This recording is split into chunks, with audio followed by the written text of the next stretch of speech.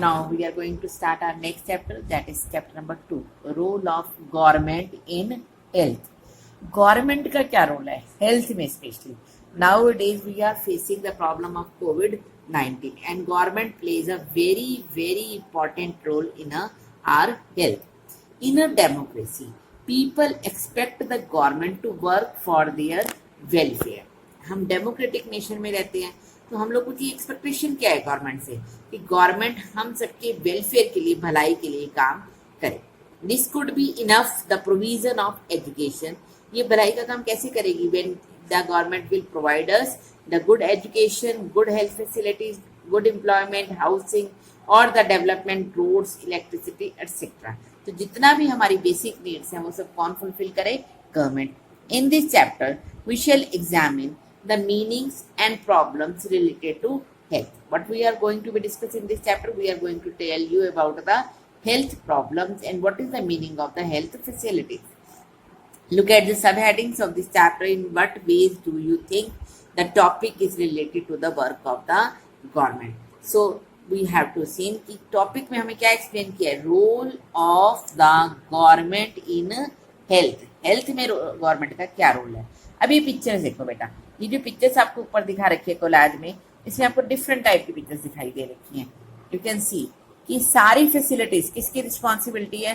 Government की. ये घर देख लो इसके स्लम एरिया में कैसे बना हुआ है, कैसे लोग पानी के लिए प्रॉब्लमेटिक में है, कैसे यहाँ पर एम्बुलेंस लेके जा रही है. तो सारी कोलाज बताता है कि that issues are related to the health. So let us begin. What is health? Health है क्या? We can think of health in many ways. हम बहुत तरीके से सोच सकते हैं कि इसे हेल्थ कह सकते हैं. हेल्थ मीन्स, अंडरलाइन करो, our ability to remain free of illness and injuries.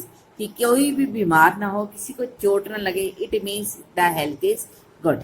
But health is not only about disease. In the above collage we have seen कि सिर्फ बीमारी से हेल्थ से रिलेटेड नहीं होता.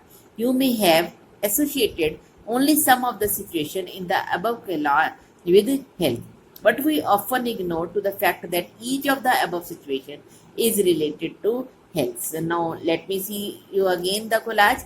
ये सारी जितनी भी आपको पिक्चर्स दिखाई दे that are also related to the health issues. ठीक है, क्योंकि ये सब क्लीन होगा, प्रॉपर फैसिलिटीज होंगी, तो हेल्दी पीपल अपने आप ही हो जाएंगे हम लोग. So these are also connected with each other. So what we often ignore is the fact that each of the above situation is related to health. Apart from disease, इस बीमारी के अलावा we need to think of other factors that affect our health. हमें और factors को भी देखने की जरूरत है जिससे हमारी हेल्थ अफेक्ट होती है. तो they have given the example. The first example, if people get clean drinking water or a pollution free environment, they are likely to be healthy. अगर अच्छा पानी मिलेगा, पोल्यूशन फ्री एनवायरनमेंट मिलेगा, तो नेचुरली डिसीजेस कम होंगी and we will become more healthy. On the other hand, if people do not get adequate food to eat, have to live in cramped conditions, they will prone to illness. दूसरी तरफ हमने देखा था कांताबाई के first chapter में भी, अगर अच्छी सी सिचुएशन नहीं होंगी, प्रॉपर फूड फैसिलिटीज नहीं होंगी, तो कंडीशंस कैसे हो जाएंगी? क्रैम्प्ड हो जाएंगी. क्रैम्प्ड मीन्स कि हम दुखी हो जाएंगे and they will become prone to illness. और इसका रीजन क्या बन जाएगा? इलनेस हो जाएगी इससे हमारे को. ठीक है. So come to the next.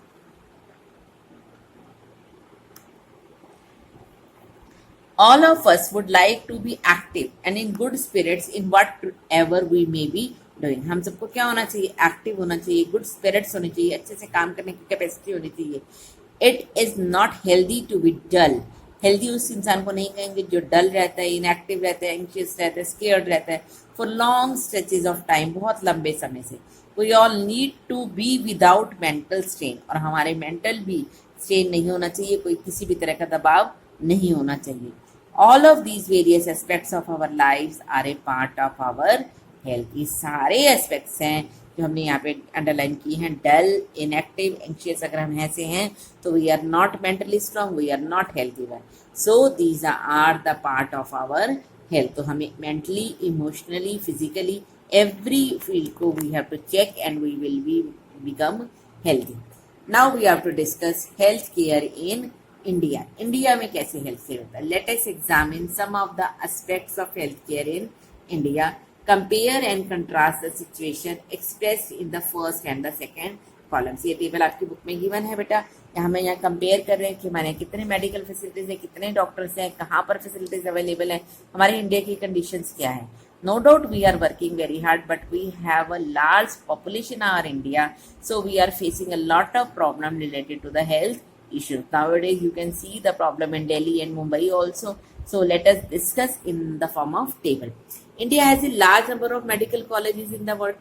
सबसे ज़्यादा medical colleges हैं. Is among the largest producer of doctors. यहाँ intelligent doctors भी बहुत हैं. Approximately they have given, and now the data has also been changed. Healthcare facilities have grown substantially over the years. 1950 से comparison करें तो आज तक भी हमारे में बहुत सारी डेवलपमेंट हुई है हेल्थ केयर फैसिलिटीज में। They have given the comparison of hospitals in India कि 1950 में कितने हॉस्पिटल्स थे भारत के पास, सिर्फ 2717, और अब कितने हो गए 11174 इन 1991। 2000 का डाटा दे रखा। अब तो हम लोग we have make so many hospitals nowadays. India gets a large number of medical tourists. Medical tourist क्या होते हैं बेटा? From many countries. हमारे आसपास जितनी भी कंट्रीज हैं, जैसे पाकिस्तान है, बांग्लादेश है, नेपाल है, भूटान है, यहाँ से भी बहुत लोग आते हैं स्पेशली ट्रीटमेंट करवाने के लिए एम्स में, दिल्ली में। They come for treatment some of the hospitals in India that compare with the best in the world, क्योंकि जहाँ पर अच्छे डॉक्टर्स अवेलेबल है, अच्छी फैसिलिटीज अवेलेबल है, तो यहाँ पर भी लोग they are coming as a medical tourist. India is the third largest producer of medicines in the world and is also a large exporter of the medicine. Nowadays you have seen कि Trump ने भी हमसे medicines मांगी थी, हाइड्रोक्लोरिन हमने उनको भी provide करी है, because India has the largest capacity to make the medicine in our country. And nowadays you will see एक बार वैक्सीन बन जाए तो we will provide the vaccine to the whole of the world. Most doctors settle in urban area. अब देखो हम इसको comparison करेंगे, doctors तो बहुत है लेकिन डॉक्टर सेटल कहाँ पे है ज्यादातर? अर्बन एरियाज में। People in rural areas have to travel long distance to reach a doctor. पर आज की भी कंडीशन आपको पता है, विलेजेस के अंदर अगर कोई प्रॉब्लम होती है तो they have to run to the urban areas. तो उसको कहाँ भागना पड़ता है? सबको अर्बन एरियाज में आना पड़ता है। The number of doctors with respect to the population is much less in the rural areas. If we are comparing the data in the rural areas as compared to the urban area, we have seen कि availability of doctors is not there in the rural areas, क्योंकि जितने भी अच्छे से पढ़ जाते हैं वो कहाँ सेटल होते हैं? Basically in the cities.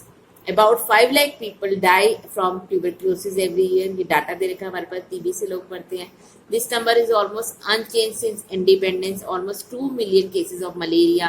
अब आप देखोगे हमारे रेनी सीजन स्टार्ट होते हैं, मलेरिया, डेंगू, ये जो फीवर्स की फ्लू है, that has also been increased, and now we are struggling a lot with the COVID-19, and the number is not decreasing. We are not able to provide clean drinking water to all. अभी हम सबको पानी भी नहीं अच्छे से दे पा रहे हैं। 21% of our communicable diseases are waterborne. जितनी भी हमारी डिसीजेज हैं communicable disease किससे बनती है? पानी से। और हमें बताया रेनी सीजन के अंदर we have faced a lot of problems during this time. For example, diarrhea, worms, hepatitis, etc.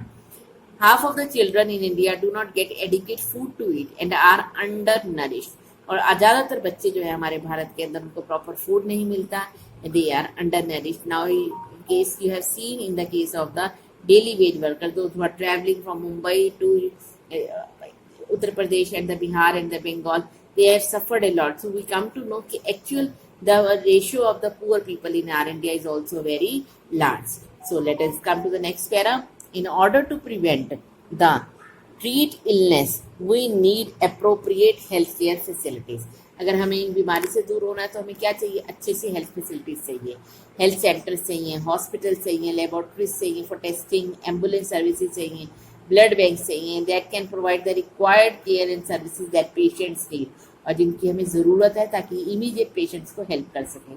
In order to run such facilities we need health workers, nurses. अब इनको रन करने के लिए क्या चाहिए? सिर्फ doctors, health services, nurses, qualified doctors, other health professionals who can advise, diagnose and treat illness, जो diagnose कर सके, मतलब टेस्टिंग लैब में भी हमें बहुत सारे पर्सन चाहिए जो प्रॉपर ट्रीटमेंट कर सके, इलनेस बता सके, इलनेस को रिमूव भी करवा पाएँ।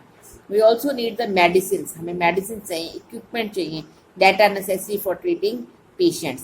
These facilities are required to take care of, ऐसी सारी फैसिलिटीज हमें टेक केयर करने के लिए रिक्वायर्ड हैं, and we require the same. India has a large number of doctors, अभी हमने देखा है लास्ट पैराग्राफ में, इंडिया में बहुत सारे डॉक्टर्स हैं, क्लिनिक्स हैं, हॉस्पिटल्स हैं. The country also has considerable experience and knowledge in running a public health care system. और हमारे यहाँ पे बहुत अच्छे डॉक्टर हैं जो रनिंग कर रहे हैं. जितने भी गवर्नमेंट हॉस्पिटल्स में doctor, they are well qualified. This is system of hospitals and health center run by the government. It has the ability to look after the health of large section of its population scattered over hundreds of thousands of villages. अब बहुत सारी जगह government ने facilities दे रखी हैं, public health centres बना रखे हैं, सिविल हॉस्पिटल्स बना रखे हैं ताकि हम बहुत सारे लोगों को फैसिलिटीज दे सकें. We will go into the more detail on this letter, अभी और अच्छे से हम इसको रीड करेंगे. Moreover, there has been a phenomenal advancement in medical sciences. Medical science में बहुत डेवलपमेंट हो चुकी है, बहुत टाइप की सर्जरीज डेवलप हो गई हैं. Whereby many new technologies and treatment procedures are available in the country. नई तरह के ट्रीटमेंट टेक्नोलॉजी, प्लाज्मा थेरेपी, अभी आपने देखा लेटेस्ट हमारे जो हेल्थ मिनिस्टर हैं दिल्ली के, उनको प्लाज्मा थेरेपी से इम्प्रूव किया गया उनकी कंडीशंस को. So these techniques and treatments have been available in our India just because the development of technology. However, the second column points how poor the health situation in the country. ये तो हमारे rural area की development की बात की हमने कि बहुत अच्छा है सब कुछ, लेकिन अगर हम पुअर कंट्रीज की बात करें, पुअर रूरल एरिया की बात करें, तो we are suffering a lot. With all the above positive development, we are not able to provide proper healthcare facilities to the people. This is the paradox. Paradox होता है जहाँ पे हम विरोधा करते हैं, कि हम कंट्रास्ट करते हैं कि वहाँ हम कह रहे हैं अच्छा और यहाँ हम कह रहे हैं बुरा है. मीन्स अर्बन एरिया में तो डेवलपमेंट है, हमारे पास फैसिलिटीज हैं, पर रूरल एरिया में still we are very very lacking in this health care centres. Above positive developments, we are not able to proper healthcare facilities to the people. This is the paradox, something that is contrary to what we would expect. Our country has the money, हमारी country के पास पैसा है, knowledge है, people with experience, but cannot make the necessary healthcare available to all. So in this chapter, we will look at some of the reasons for this. Okay, in the next video, we will continue the same.